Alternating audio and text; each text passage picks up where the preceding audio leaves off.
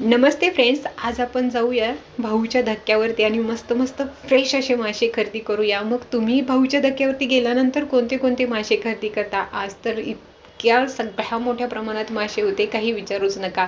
मग मी आणला होता तो शार्क आणला होता, याला मुशी मासा देखील म्हणतात. मग त्याची आमटी करून घेतली आणि बाकीचे थोडेसा मुशी मासा आणि सुरमई मी आधीच मॅरिनेशन करून ठेवली होती. मग लगेचच फटाफट किचन साफ करून घ्यायचं, कारण किचन साफ करणं खूप गरजेचं असतं. मग लगेचच आहे तो मी कुकर लावून घेतला, कारण मासे तयार झाले की लगेचच गरम गरम खायला बसण्याचा आनंद वेगळा असतो.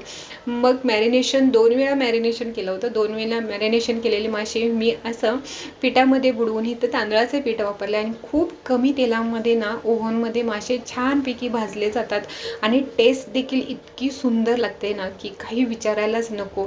आणि हे झालं आपलं जे मासे आहेत ते तयार आणि एकदम गरमागरम खायला घ्यायचे.